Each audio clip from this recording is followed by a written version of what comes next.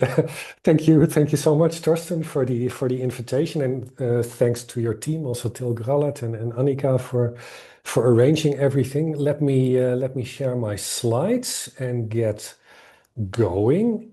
So let's get going. Sorry for the little technical hiccup, but as I said, many thanks for the invitation. I'm really delighted and actually honored that I can also talk a bit about my research about the history of digital history.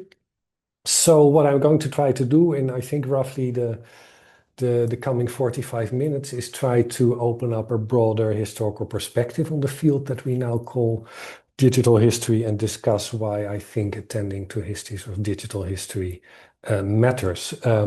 Talk builds partially on my recent article, Facing the History Machine, which was published a year ago.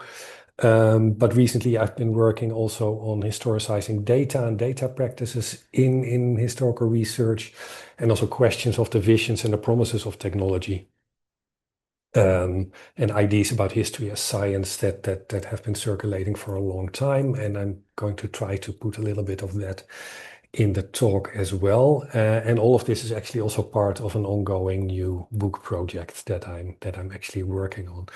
So of course, I welcome very much feedback and critical questions. Now, of course, technology has always shaped historical research practices and knowledge production, but we can argue that it has become quite acute again in the age of AI, especially due to the speed of the technology's development.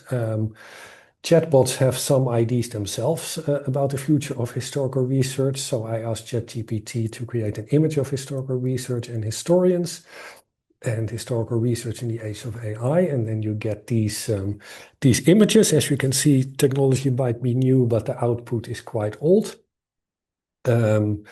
No matter how modern we might be, historical research apparently is best performed by candlelight by bearded male historians in tweed jackets who are dusting off their sources, which they read using a magnifying glass.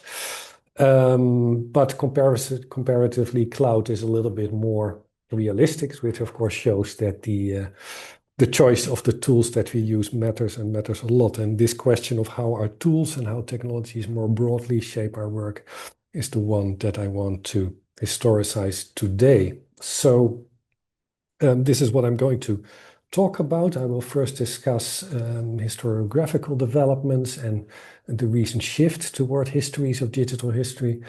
I'm going to then discuss a framework for histories of digital history, discussing 5 dimensions: scholarly, practices, temporal scope, and geography, networks, and politics, which these last 3 dimensions I'm going to fold together and discuss them through a case study about the development of early historical computing in the 1960s and 70s, which is actually also the period that I'm currently working mostly on.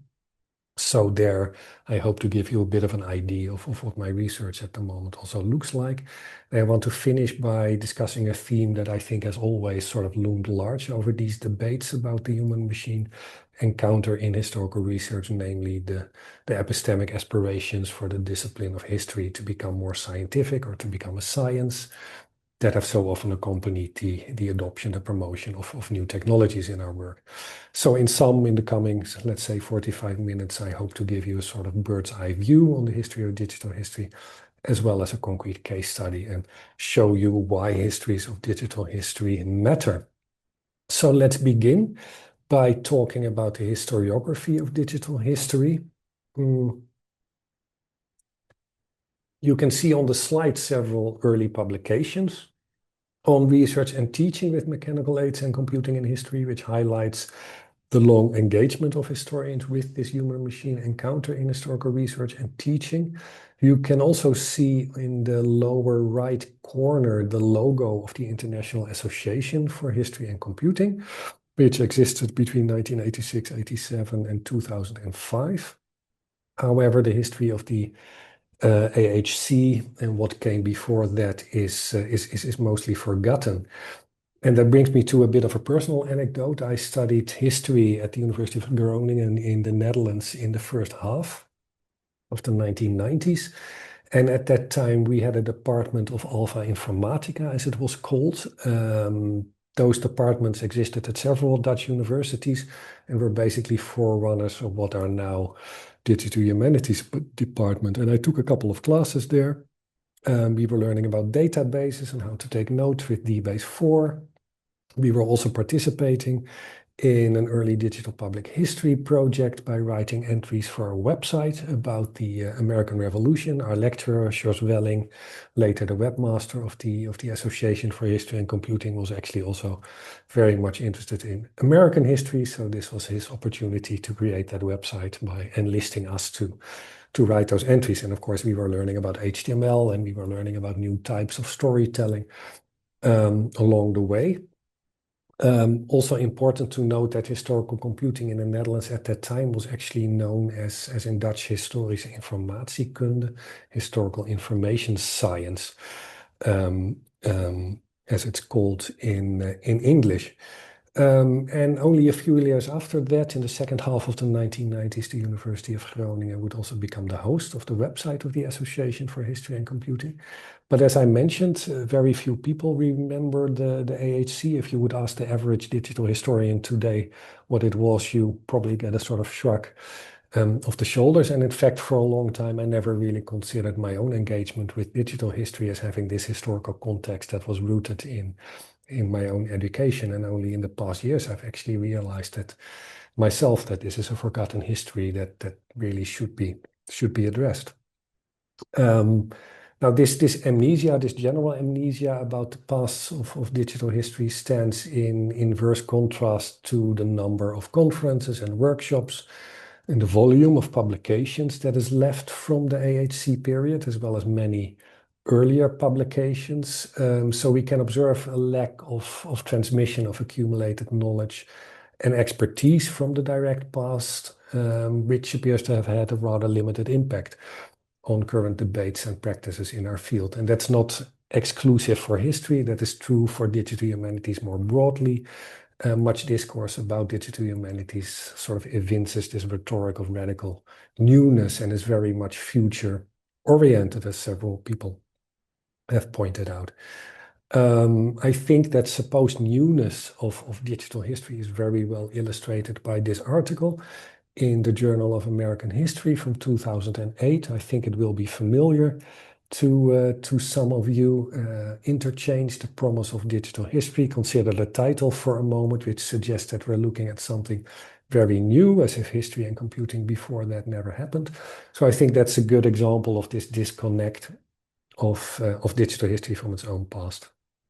This long-term history of the human-machine encounter in historical research, but in fact, for over a century, historians have been reflecting on the impact of mechanical aids and then analog and digital computing on their discipline, and they have debated all kinds of epistemological and methodological questions along the way. Questions that have resurfaced in our current era of digital history. But that's often forgotten. And yeah, why would it be important to address that and attend to the history of digital history? I think for a number of reasons. First of all, we risk, of course, repeating old debates instead of building up on past expertise. Good example is always quantitative history.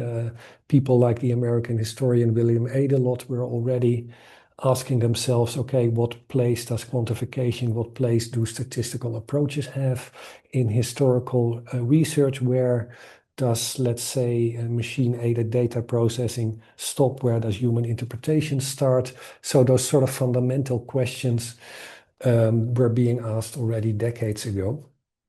And of course, progress in any scholarly field or discipline is always made when past work informs these present debates and practices. And perhaps in Kozelekian terms, we can say that it's important to reconnect the space of experience and the horizon of expectation by grounding the field of digital history in its history. So where do we stand today? In 2014, Turkel, Mohammadi, and Start remarked that digital history currently lacks an established historiography. It's about a decade ago, but in fact, the historiography of what we now call digital history goes back to at least the 1950s. George Anderson's article about mechanical age in historical research is actually one of the first publications that tries to take stock of what technology was doing then in historical research. But that historiography has actually never really been excavated, and that leads, of course, to a distorted view. But in the past couple of years, that is now slowly changing. And of course, we can think of the work of Adam Krimbel's book, Technology and the Historian. We can think of Edgar Lejeune's PhD thesis, Mediavis de Ordinateur. Very important work also because he's one of the very few who's really done empirical case studies about how technology is has shaped historical research. There's people like Hannu Salmi, Ian Milligan, Petri Paju in Finland, and I think in Germany, Antonia von Schöning, who's been working on, among other things, cliometrics, and I think is preparing a habilitation.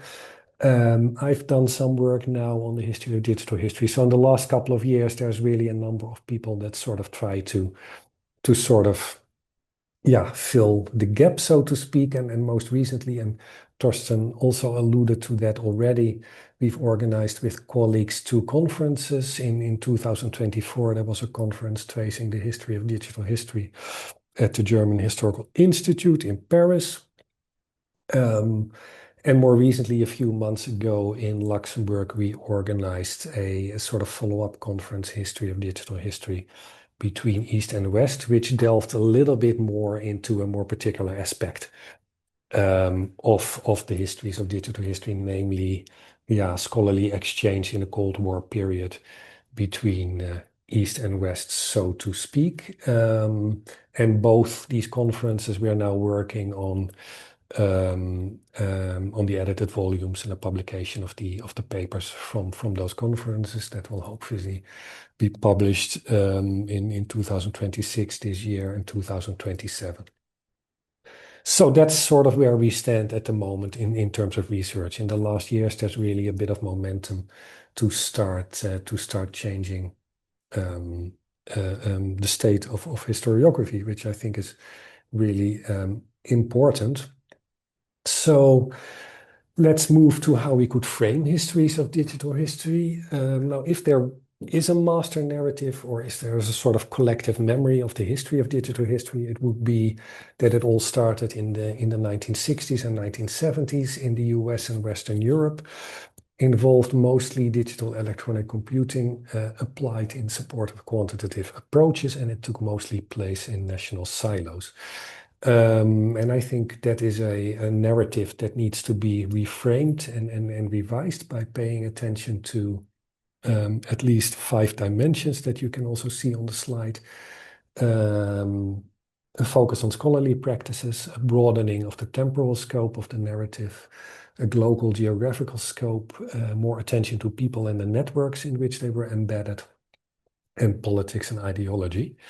And that's what I'm going to discuss more now. Let me know, by the way, if I talk too fast, because I have a bit of a tendency to talk quite quickly. So let's start with scholarly practices. Of course, work in the history of digital history fits a much broader context, and that is the making of scholarship and the questions of the practices of scholarship. And in fact, the practices of the sciences have been a topic of investigation for decades already. Bruna Latour and Steve Walker's Laboratory Life is, of course, a very well-known example of the praxeological turn in the history of science. And within that context, the history of scientific computing has also been a topic of investigation already since the 1990s. That includes actually looking at computational practices before the computer. So computational practices involving paper, punched cards, the prehistory of the idea of the database, work by John Acker, David Sepkowski, etc. So there is quite a long-term engagement with the practices of the sciences and how technology sort of fits into that. Christine Borgman has argued that those studies are important because they sort of helped establish, let's say, a disciplinary memory, a tradition of building upon accumulated knowledge from the past to advance research in the present. The praxeological turn in the history of historiography has arrived a bit later. It was already present in the work of Michel de Certeau in the 1970s, but it becomes a particular focus of attention, especially after the 2000s. I think Laurent Daston provided an important push there by noting the lag with the natural sciences in 2000. A very nice article, by the way, if you have a chance to read it, Die unerschütterliche Praxis, a wonderful piece. And within that context, the question of how technologies fit into those historical research practices has been asked as well, mostly actually in German historiography. I'm thinking of the work of Krajewski and Markus Friedrich.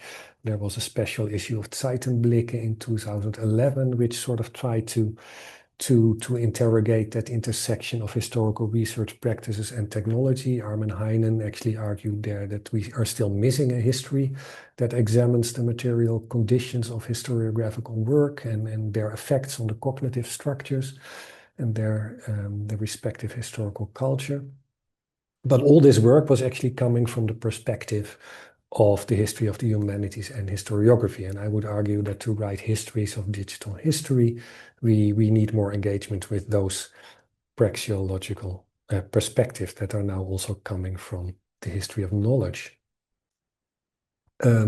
Why would we want to frame the history of digital history in terms of practices? Because, of course, new technologies have always shaped historical research practices and knowledge production, and therefore singling out one specific technology. Often we talk about what the digital computer has done to our work and ask what that did to historical research does not make much sense. An example would be the ways in which practices of gathering and collecting materials from the archive and the library have changed since the 19th century, first as a result of photography entering the library and the archive, then photocopying techniques like the photostat, then microfilm, now because of digitization, all overlapping techniques. So it doesn't really make a lot of sense to single out one of those technologies and discuss that. We need to look much broader at what technology has done to the making of history, to do the practices of doing history. That shift to practices also entails broadening the temporal scope. I gave already the example of photography and these changing information gathering practices, which brings us back to at least the late 19th century. But the question of technology-inflected changing research practices applies to all the basic steps in the historical research process, not only gathering of materials, but data and information processing, analysis, the dissemination of research results. Those very, very basic steps have more or less remained stable since the late 19th century, but they're actualized through specific technology-inflected practices that have dramatically changed over time. And this actualization is what actually accounts for historical change. Those steps of the historical research process can also be integrated in a diachronic exploration of digital histories, genealogies. If you look at the literature since the late 19th century of that intersection between technology and historical research, it's possible to distinguish a couple of overall phases in the human-machine encounter in historical research, and those phases are a sort of function of changing scholarly practices that emerge from the introduction of new technologies and their subsequent uptake by generations, user generations of historians. In the 1890s, photography and later the photostat started making a difference. In the 1930s, historians started experimenting with punched cards and what they could do for data processing. In the 1960s, with the advent of mainframes, digital electronic computers start being picked up by historians in the United States, in Western Europe, in Eastern Europe, in Scandinavia. In the 1980s, of course, micro and personal computing come to the fore a little bit later. Also the World Wide Web and the internet, and from the 2000 onwards, broadband internet is really what starts making a big, big difference. However, at the same time, this diachronical perspectives, it might provide some basic anchor points, but it's really important to emphasize that this human-machine encounter in the discipline of history was never a simple linear process of continuity and progress in which the field that we now call digital history emerged as a sort of inevitable endpoint of the machine's encounter with historical research and the historian. It's very much a story of continuity and rupture and of multiple and intersecting temporalities. We have technological developments that intersect with historiographical trends and with changing epistemic commitments and aspirations and assumptions about history, debates about what makes history a science. Within that context, new technologies are adopted by changing user generations of historians that might overlap or not, which raises, of course, questions about the transmission of accumulated knowledge and expertise. Sometimes these technologies were adopted very widely. Think of microfilm and now digitization for gathering purposes, but sometimes only by very small groups. Think about the uptake of punch cards and mainframes for data processing. Of course, different parts, the different steps of the historical research process are affected at different times by new technologies, and all this also plays out differently in different historical subdisciplines and fields. And on top of that, we can also observe certain recurring, if you will, cyclical elements. So these epistemic commitments and aspirations keep on recurring, but also the fears and resistance of technology keep in different forms recurring over time. And all of that means that the answer to the question of how does the human-machine encounter shape historical research practices is actually conditioned by a number of different factors. The time period involved, the location, where is this taking place, what subdiscipline or field of history is involved, which step in the research process is involved, which technology is involved, which methodological approach is involved, which epistemic commitments and aspirations are involved too. So this question, the answer to this question, how does technology shape historical research practices, is always very, very contextual. I've put on the slide an example of the work of the American historian William Adelot that I mentioned already, who was doing work with punch cards for data processing purposes in the 1950s. We need to really, if we look at that work that was happening in the past, be very specific about how technology was shaping that work. So yeah, so much for the importance of practices and for the layered temporal nature of the history of digital history. But I would like to turn now to those other three key dimensions that I already talked about: geography, networks, and politics. I'm sort of going to fold them into one through a discussion of a specific case, namely the development of early historical computing in the 1960s and the 1970s.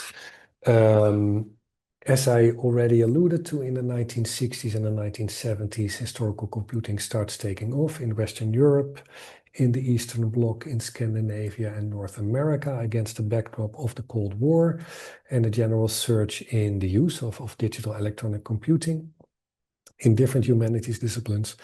And all of that was made possible by the introduction of mainframe computing at universities from the late 1950s onwards. But this development of historical computing did not happen in local or national silos.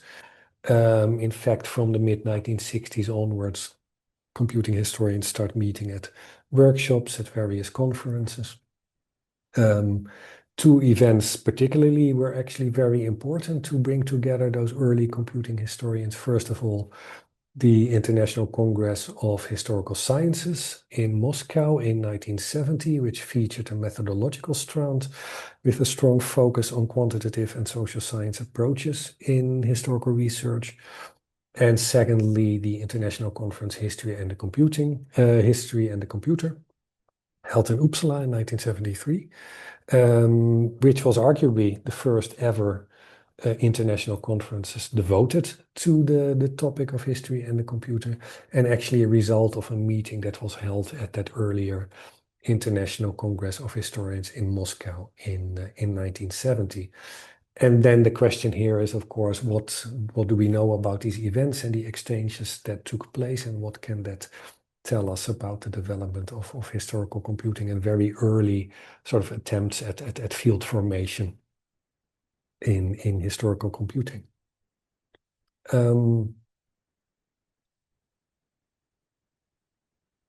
What you see here are the Moscow and Uppsala conferences in the broader context of collaborations and events that related to historical computing in the 60s and 70s. I won't go through all of those, but as you can see, in the course of the 1960s, early computing historians quickly become involved in broader transnational and interdisciplinary collaborations, not only with fellow historians, but also with social scientists.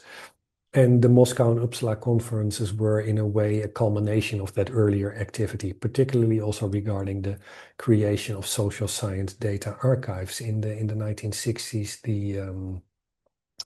the International Social Science Council of UNESCO actually had a task force on historical data that was chaired by the Swedish historian André, who actually organized the Uppsala conference of 1973. So there is a sort of bigger context to all that activity. And of course, these collaborations, these events took place within a geopolitical context where science was only one part of a much broader East-West competition and diplomacy.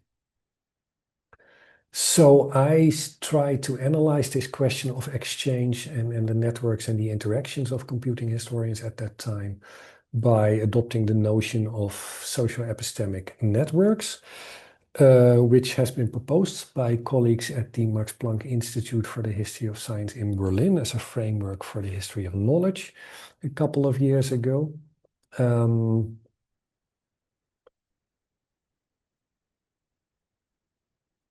That framework of social epistemic networks is divided in three layers that you see on the slide. There is a social layer, which relates to the relations between and interactions between individuals and institutions. For the purposes of my research, that relates to computing historians and their interactions through conferences and other forms of collaboration. There is the semiotic material layer, which relates to the material or the formal representations of knowledge. For my purposes, think of outputs such as journals, book series, but possibly data and their interactions, so circulation of knowledge, citations and citation networks. And there is the semantic layer, which relates to knowledge elements and their semantic relations. Think of concepts, think of topics, research agendas, methods. And that is, of course, about, let's say, tracing conceptual developments and those knowledge elements, their interactions, their circulations. How can we apply such a framework then to the history of digital history? What I'm trying to do is use this framework of these social epistemic networks to provide me with a sort of distant exploratory reading that offers a bigger picture. But at the same time, I'm trying to combine that aggregate view with a close reading of the biography and the work of one protagonist in my research, a man named Peter Wick. An historian and an information scholar at the Academy of Sciences of the DDR. I will explain a little bit more in a moment. Why doing that combination? Because, as James Sackert has argued in his work on knowledge circulation and exchange, we also need to analyze the nitty-gritty of the exchanges that took place, the communication, the circulation of expertise. He described it very nicely. As you can see on the slide, we need to think about every text, image, action, and object as the trace of an act of communication with receivers, with producers, modes and conventions of transmission. So in sum, we need both these distant and close readings to gain a comprehensive understanding of the development of historical computing. So who was Peter Wick? Wick was a historian who turned information specialist and became head of the Department of Information and Documentation of the Institute of History of the Academy of Sciences of the GDR. And Wick compiled a bibliography on quantitative methods and computer applications in history for the Uppsala Conference of 1973, which he used to analyze the state of the field at the time. And exploring that case of Peter Wick thus allows us to understand this nitty-gritty of transnational collaboration, but also the political dimensions and the broader context of scholarly exchange between East and West. So how does that play out? Let me make the framework more concrete by starting with the social layer and consider these international conferences of computing historians in the 1960s and 1970s. You see on the slide again the Moscow Conference of 1970 and also the History and the Computer Conference in Uppsala in 1973. Those conferences not only showed an exchange of methodological experiences, expertise, but they also showed the contestations and the limits of exchange that took place, especially for political, ideological reasons. And actually, those limits of exchange are nicely illustrated by a remark by the Soviet Estonian historian Johan Kaak, which you see highlighted on the slide. Kaak remarking at one point during the conference that the first thing astronauts and cosmonauts would do at the space rendezvous certainly would not be to discuss Marxism, but to solve acute technical and scientific problems. I think that shows very nicely the possibilities, but also the constraints in terms of knowledge exchange. If we have a closer look at the social layer, you see here an incomplete network visualization of quantitative historical computing conferences as they took place between the mid-1960s and 1980. You also see some of the early collaborations in historical computing and attempts to formalize them.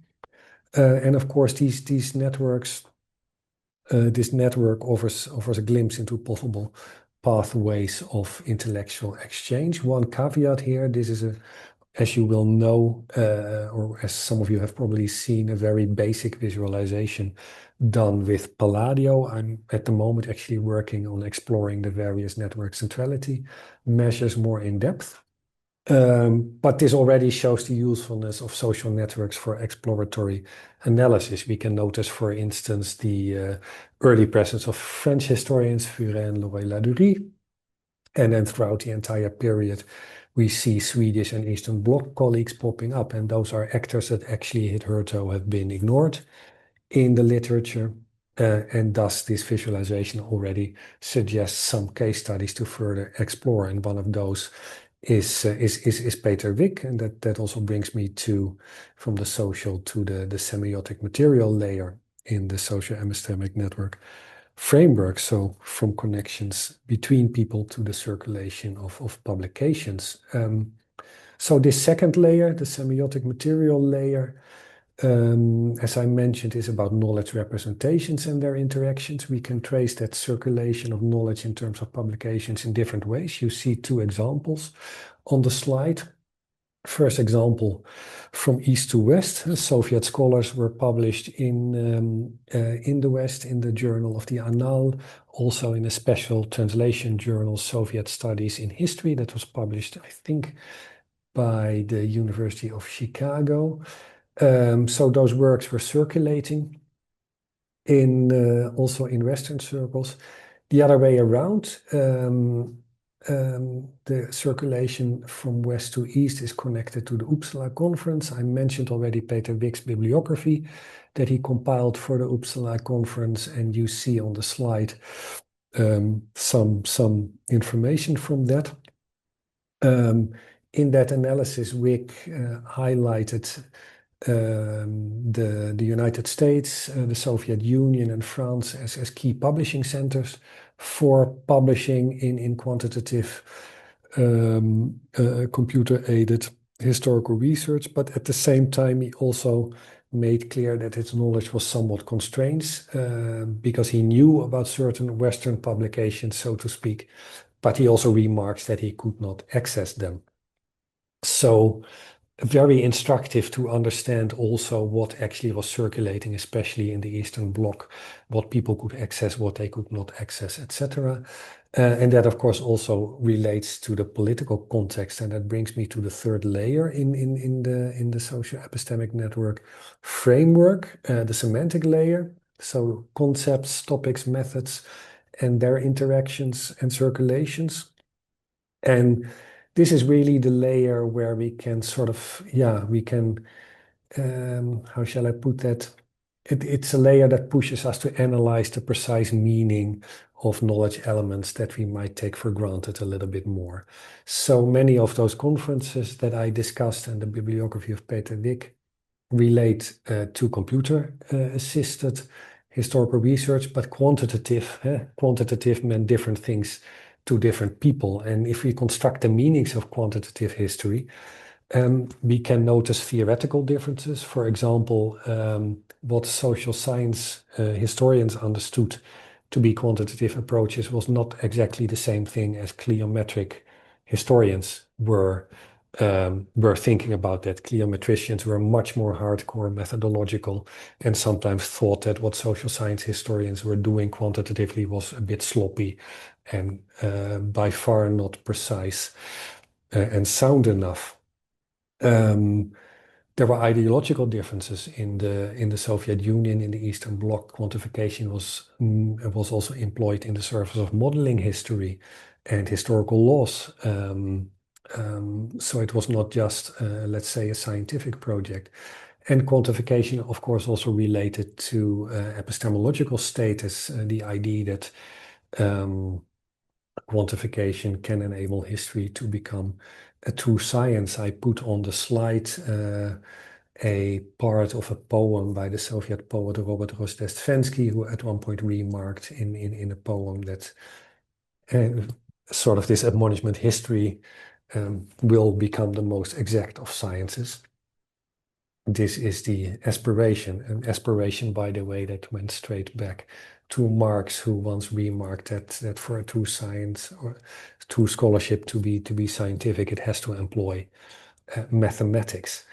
You also see on the slide a remark again by Peter Wick, taken from his bibliographic analysis, where he notes that there are fundamental divergences of opinion between Marxist and non-Marxist scholars in the judging and application of quantitative methods, which he could not take into consideration in his report, but of course a clear allusion to those divergent meanings of quantitative history. So where does that leave us? Of course, this is only a very brief example of how geography and networks and politics matter in the history of digital history.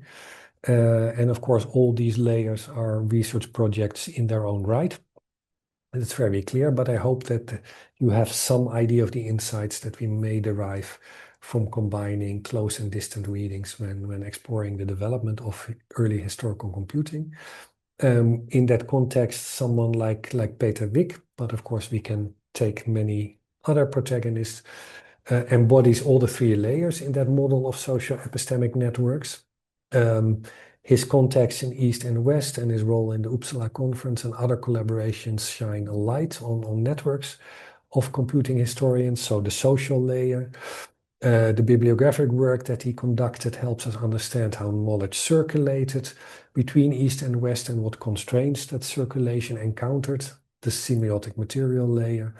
And his political embedding and commitments help us to decipher how historical computing fit into wider ideological context, so the semantic layer. In other words, through a figure like Wick, we can see how people connect and exchange expertise across borders and institutions, but also understand the limits of that exchange and its political epistemological stakes. I would like to finish by considering an overarching theme that is always present in discourses about the human-machine encounter in historical research, namely the scientification of history, because the adoption of new technologies is and has always been linked to epistemic commitments and aspirations for history to be or to become more scientific. And those aspirations are usually expressed in terms of epistemic virtues to aspire to think of objectivity, accuracy, and so forth and so on. But this has changed quite a bit over time. In the age of source reproduction, when photography came up in the archive and the library, the focus was very much on technology's epistemic effects in relation to source reproduction. The idea that photography and the photostat and reproduction techniques could allow for greater precision in the context of the material reproduction of historical materials, which then conformed to modern scientific standards. Following the advent of machine-aided quantitative history after the Second World War, attention shifted from these extrinsic to intrinsic properties of historical materials. It now became about the epistemic effects of applying new technologies to the information contained within historical sources. So there is a change going on there. The inspiration was now for history to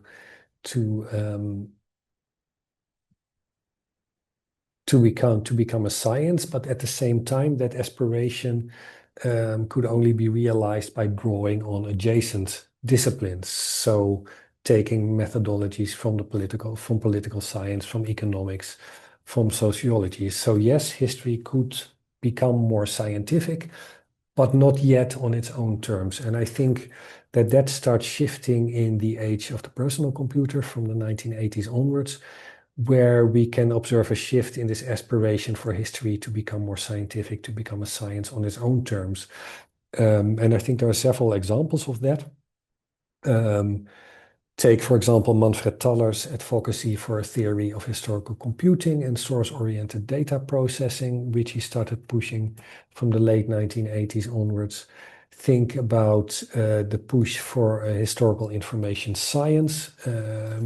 I already alluded to the example of those Dutch historians that talked about historical computing in terms of information science. Think also about ideas of an American historian like Ed Ayers, about creating more complex digital narratives about history in the age of the internet. And I think that recent concerns with the ambiguity and the uncertainty that characterize historical sources, also a concern with new modes of digital storytelling, echo such older ideas. And so do aspirations for history to become a historical data science. Think of the recent work of Joe Gouldy. Very diverse examples, but they all share, I think, a sort of shared aspiration, namely that history can become much more of a science or more scientific on its own terms. So I think that is really where we are in terms of what the visions and the promises of history as a science are and how they sort of historically developed. That brings me to the end of my talk and a few concluding remarks. So what can we conclude? I think facing the history machine will help us to better understand how technology has shaped and transformed our research practices, but also the discipline of history as a whole. Excavating the history of digital history will not only ground the field historically, but is also important because we need to build upon accumulated knowledge from the past to help advance our work in the present. And as I mentioned already, histories of digital history are also a key part of the history of historiography. And that brings me to the point of the integration of digital history into the broader discipline. And I think in that regard, the history of digital history actually might teach us some lessons.